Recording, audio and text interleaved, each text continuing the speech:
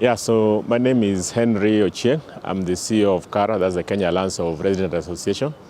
So today we are here to talk about the community police engagement and relationship. So KARA started an initiative that looks at how we can be able to bring the police and the community together, and with the aim of making sure that we are building trust between them so that we can jointly fight the issues of safety, safety and security within neighborhood. So we realize that we have incidences of insecurity in our neighborhoods, but then for us to be able to conclusively address this challenge, we must join hands. Security starts with individual, and then it goes to community, and then it goes to other stakeholders who include the police. So we want to make sure that we are working together with the police to support the fight against insecurity. And also we are building trust so that we can be able to have a free flow of information between the communities to the police and other security agencies. We know that the community have a lot of intelligence in terms of information. They know what is happening within their neighborhood. They know who is doing what. But a number of times you find that they shy off from passing that information to the police because they don't trust that the police will use it for the right reason. And also there have been cases where people say that when they give information to the police pass the same information to the people who are being accused, and then that put their life at risk. So essentially what we're trying to do is to create a platform or a relationship that will ensure that the police and the community can freely exchange information, can freely talk to each other, and can be able to be at a point where they are building synergy as far as fighting insecurity is concerned. So in a nutshell, this is geared towards making sure that we are promoting safe and secure neighborhoods in our country, and that now translates to national agenda of the fight against insecurity. So that's why here today we appreciate our partners, Hanns Seidel Foundation, who have been working with us on this initiative, and we look forward to having more of this kind of activities in various neighborhoods across Kenya so that we can ultimately be proud of a safe and secure neighborhood in our country. Okay, good morning. My name is Daniel Seiberling. I'm the resident representative of Hanns Seidel Foundation, a German political foundation working for over 30 years in Africa to support democratic development and social inclusion in all decision-making processes. That's the reason why today we're visiting Komarock Resident Association, the Komarock Resident Association, because that's part of our program together with our partner KARA, the Kenyan Alliance of Resident Association, to engage in a discussion of development questions on the ground level, on the level of the wards and on the level of resident associations, because we strongly believe, based on the German history, that any development starts on the ground level, on the grassroots level, and people who are engaged in resident associations are the very engines of that development, because these are people who are interested in their living environment. They are the people who are interested in the welfare and the benefit for their children, for the future generations, for the houses they built, from the environment they are living in. So they are really engaging in a hands-on development approach. And our job is to support KARA in the dialogue within the resident associations, working at the organization speaking in the name of the resident associations, but of course also to engage in the dialogue with the decision maker, with the local authorities, with the security, with police, like the meeting we have today, to discuss questions concerning the welfare and the well-being of the residents within the resident associations in Kenya. And from people who have done it before we did it. So ladies and gentlemen, those are what I could call the opening remarks. But I know that much as I said you are at home, kuna wenye boma, si ndio? Kuna wenye boma ambao wametukaribisha hapa, the people who have made it possible for us to have this gathering. So I'm just going to request the chairman of Komarock Resident Association, Bwana Kimuyu, to also just make some remarks ndio tuendelee na program. Karibu chama. Mkaribishe chama na makofi. So much Bwana Deputy OSPD, and thank you very much every one of us who is present here today. First of all, we want to really thank God that for the very first time KARA has found it fit to hold this kind of an event here in Komarock, and we say thank you very much indeed. As the CEO has said, We've been members of CARA. We've been members of CARA for very, very many years. I remember some years back, 2014, when I joined KRA, and we had not paid our subscription for many years. And then my chairman, then Mr. Mogere, we said, okay, let us pay for only 2 years, and we asked them to waive for the other years. And then that's exactly what happened. And from 2014 to date, we have never failed to pay our subscription to CARA. Praise the Lord. So we thank God so much indeed. And again, also we want to appreciate all of you who have found time to come here. One big thing that we are talking, and on the 7th of this month, we had a meeting with the Deputy County Commissioner, and we've been having a meeting with other leaders. One key issue that is coming out, and Deputy OCPD is also aware of this, is the issue of the growing population in Komarock and the need for a police station or a police base within this community. This is a big discussion. On the 7th of this month, we discussed it with the Deputy Commissioner, Mr. Maura, and we have started some talk. Banangede is here and others, you are aware of this. This is a discussion that we are going to continue, because as a community, we need to have the police near us. And one thing that we want to say that as Komarock, unless otherwise, I think we have worked well with our 2 police stations, that is Kayole and Soweto, and all the police officers. Some of them are my friends, I can see all of them here. Community policing. That's a strategy that was set up more than 10 years ago, and it was meant to bring the people and the police together and closer, so that anything that happens in the grassroots, in the estates, in your houses, can be easily communicated to the police if need be. And I underline if need be, kwa sababu kuna ingine mnatuletea ni piti. Pigia Inspector Kinywa usiku saa 6, kuna kitu nasikia inakuaruza mabati yangu. Ana engage hao officers wote, anakuja tulipaka.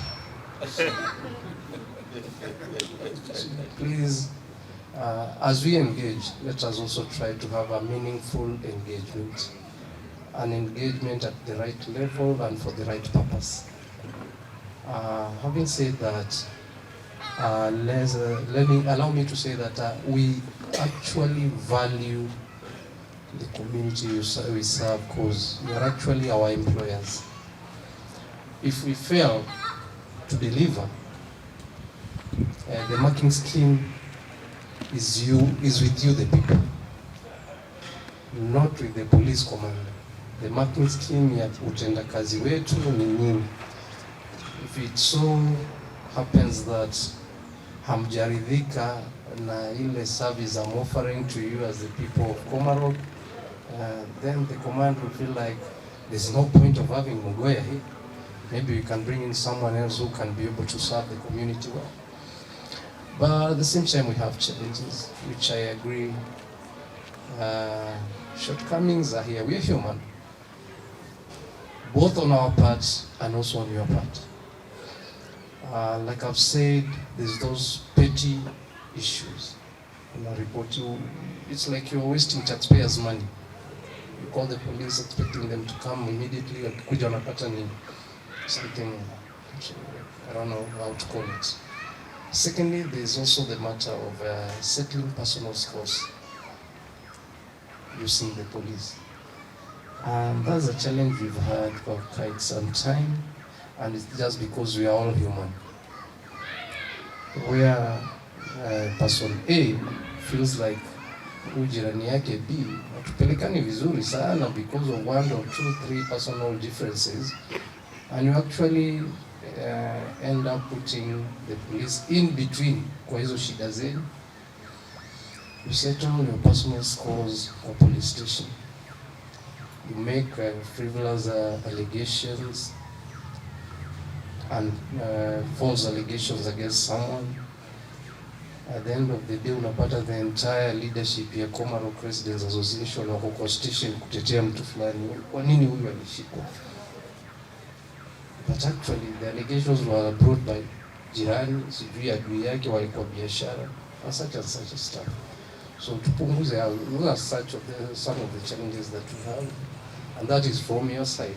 From our side, kuna zile zetu, we are all human. There's an issue of confidentiality. Someone talked about that. There is one very important person in the security sector, and that person has since today. We are Membeba Bunduki. Actually, the two guys at the back are the ones who are somewhere around here.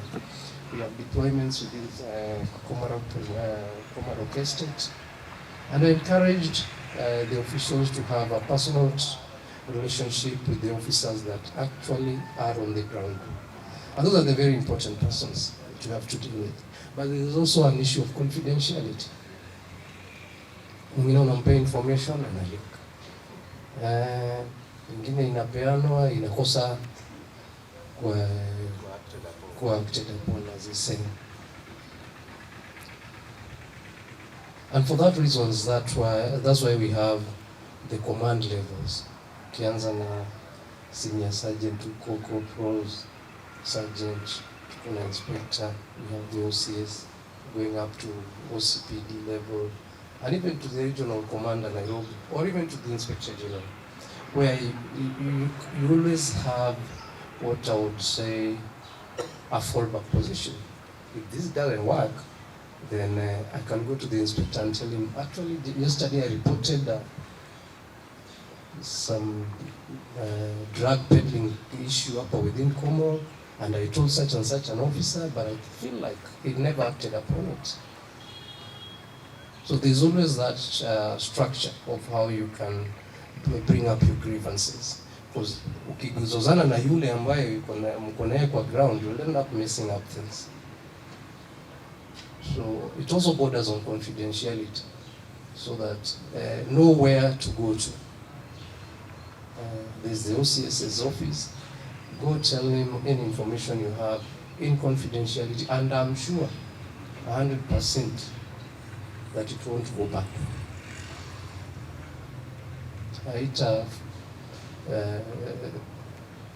Rudia tena uisikie huko nyuma chinani alisema. Na hiyo ikifanyika, please come and tell me.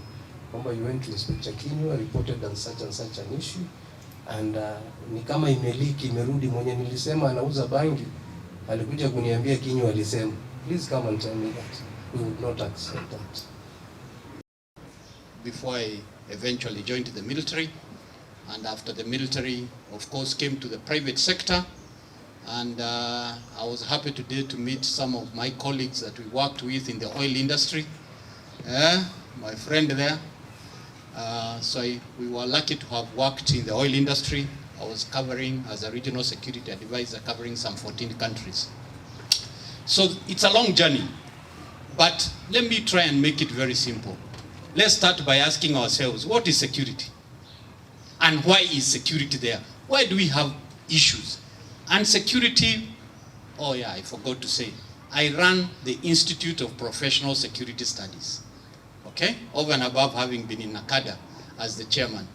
And when I was in NACADA, we were basically dealing with the relationship between drugs and crime, okay? Now, security is extremely broad, and this is why people struggle with security. The definition of security, if we want to make it, is very extremely broad. But to cut the long story, security is about people.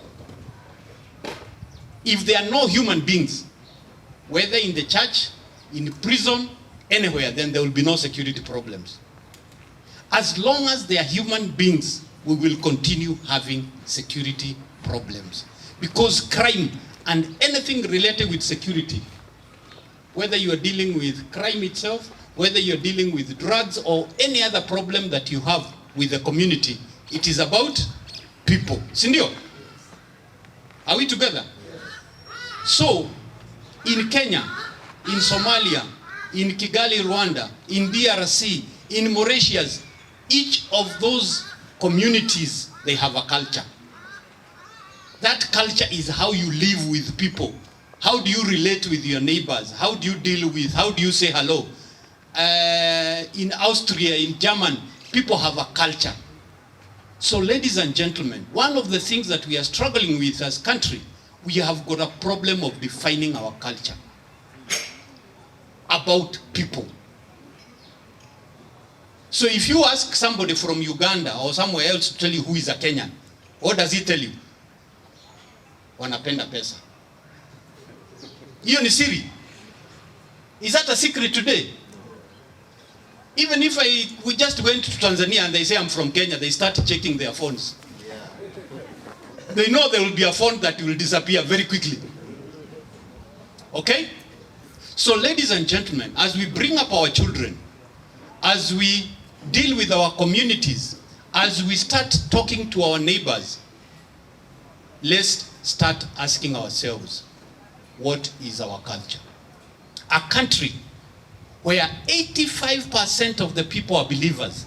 They believe in the Bible. They believe in Quran. They say Bwana asifiwe. Why do we have a problem with our relationships? Why do we have a problem with our relationships? Because our culture today, and my son and your son, they believe mambo ni kujipanga. Na kujipanga ni nini? That is the culture of Kenyans. If I leave my wallet in my house or somewhere today by mistake, please be assured I will be minus 3K.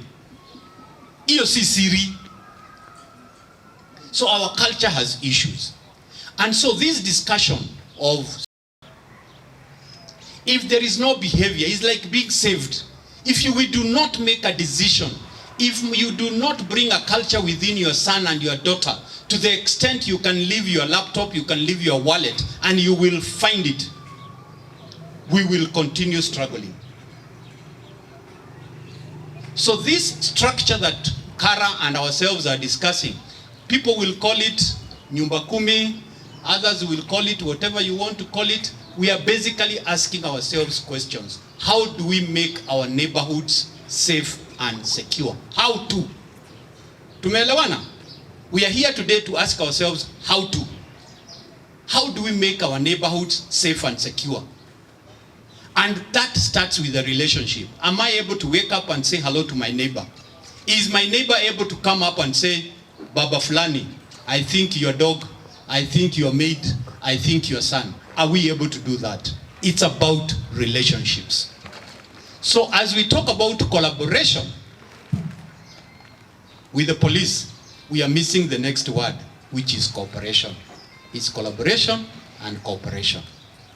Tuko pamoja? So I'm having challenges here because I teach a lot of academics. Now sometimes I make security too complex. So my challenge today is to make it as simplistic as possible. Okay? Sawa sawa? Ni uhusiano mwe kati ya binadamu. So please wake up and say hello to your neighbor. Please wake up and say hello to your policeman in your neighborhood, because hata yeye ni binadamu. Si ndio? And that's why we borrowed a good concept called coffee with a cop, which we rolled it out last year. And we were happy that the police, the members of the National Police Service, they were all represented. 40 OCPDs in Nairobi. Why? Because we said, why don't we be enjoying a cup of tea? Why must we call police when there is a problem at 2 o'clock in the morning? Kwa nini tusiwe tukikunywa chai and we discuss nice things with our policemen and our neighbors? After all, they are our sons and daughters. Si ndio? Sio tukikunywa tu chai na kujadiliana. Why don't you call your neighbor in your court and say hello to each other and drink a cup of tea and discuss that relationships? Even today we are saying, even in businesses, if you are running a school, if you are running a petrol station, please don't tell us about selling things. Create relationships with your customer. Sawa sawa? Unajua siku hizi nimeshangaa sana Nairobi. Watu wameadopt kitu kiuzio, ukienda mahali sokoni, kabla mtu akwambie unataka nini anakwambia sema. Do you know I've not understood that thing where it came from? Sema, sema, sema. Now, you are looking at the tomatoes and anakwambia sema. Where did we get it from? There's nothing called sema. Say hello to somebody. How are you? Can I help you? Yeah. Create relationships. So let's change our approach with our brothers, and I hope that this is the starting. 2, a community security program, CSP, what Anani is talking about, is a structured program. Why we are having a problem is because tunaichukulia security si mipangilio. Security inahitaji nini? Mipangilio, structures. Si kubahatisha. Okay? Tusifanye nini? Tusibahatisha tafadhali. You know, in security we are so complex. We are even now teaching something we call CPTED. So it can be very academic. We are telling the people who design estates, who design Kereleshwa, Kilimani, don't think about security after you have designed. We do something we call crime prevention through environmental design. You design it within the system because you need street lights, you need good paths, you need gated community, you need everything else. So why we are having problem in Kenya is because security ni afterthought, ni kubahatisha baada. And what we are asking the police to do, we call it reactive, but security should be preventive, proactive. Thank you. Good word. So proactive starts with the P. Polisi wanakuja kuleta sheria because a problem has occurred. Si ndio? Mumepigana. Sasa wanaanza kuuliza sheria. Vitu imepotea, hiyo ni sheria. That is reactive. Can we make our security? Can we make a resolution today that our security is proactive? And I'm very happy that I have listened to a lot of leaders here who are all wearing more than 3-4 hats. So you guys have excellent leadership. The only thing is missing, your security is not structured. It's reactive, kitu kitokea. Okay? Now, how do we make security? The first thing is, already nyinyi muko nayo, because muko na leadership. So people know who to report. There is a ward representative, there is a person to report to, ako na mobile phone, ako na kila kitu ingine. The next thing that I like about you people, you all know each other. Nimepewa historia hapa mingi, sijui nini, 1989, sijui 91 kulifanyika nini. So you guys are very lucky. So I don't know why you have not won the award for security in Kara. Mnashinda mihadarati tu. You are coming? Very good.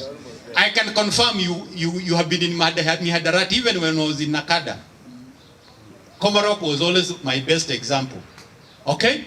And we did a program called what? Nakada Mashinani. And when we did Nakada Mashinani, we went to the youth.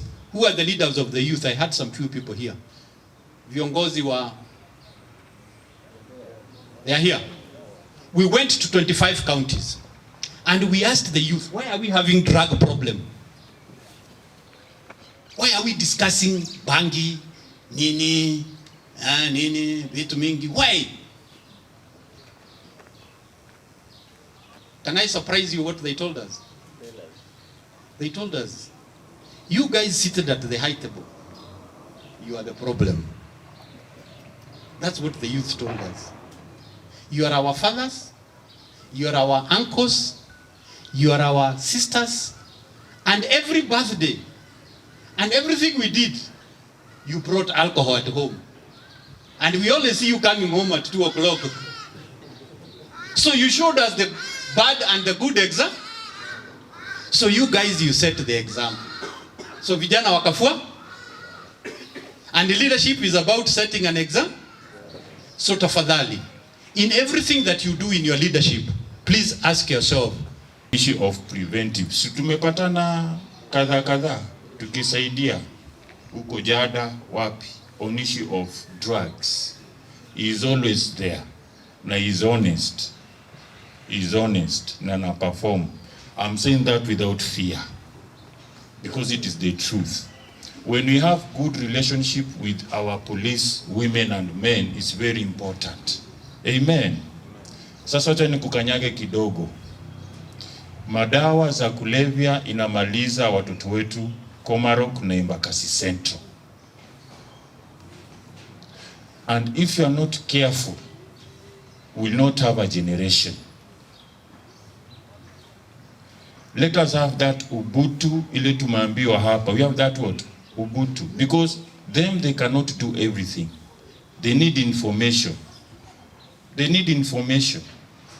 The youngest addict I usually say is 6 years old. Na ako Jada. Ako wapi chama? Nimeona chama na hapo Jada. 6 years old. Ako Jada. Youngest addict. It's painful. Please, let us work hand in hand to eliminate maneno ya drugs. Chairman, tafadhali, hizi mabazi kwa hapa, ndo wanauza hiyo, tumwambie ni vapor. It is there. And there is another one which is using charge. Have you seen it? Canon. You use the charge as USB, na unavuta. It is terrible. These people have decided to make sure that our generation is gone. And if you cannot do something as leaders, our nation will perish. Can we do something?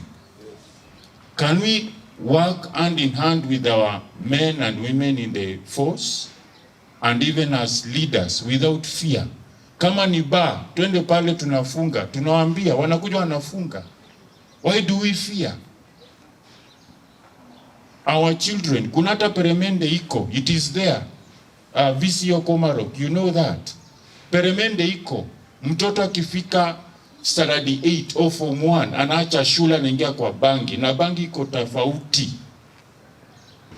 Iko tofauti. We have a cocktail one, Canon. That one you have been addicted within a week. Wiki moja uko addicted. Please, please, let us help our community, so that watushiki ngeto huko nje. Joy, you are here. Help us on that. You are leaders.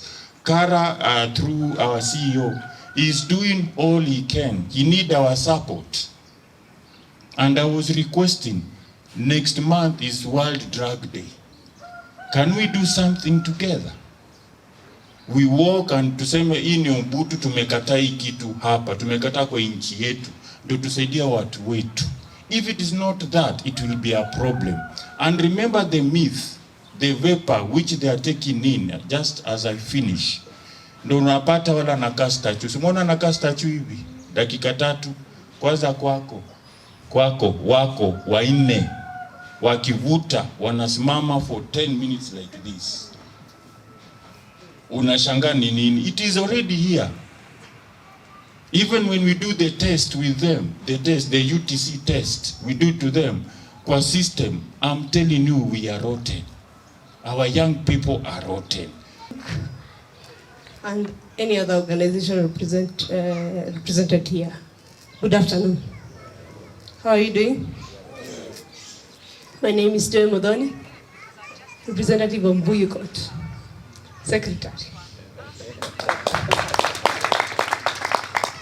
I'm also here as a friend of KRA and also the nominated MCA of Komarock by the name Joy Modoni Mwangi. I'm very happy to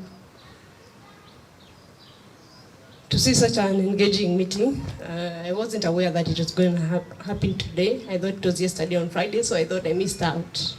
So yes, security comes first in everything.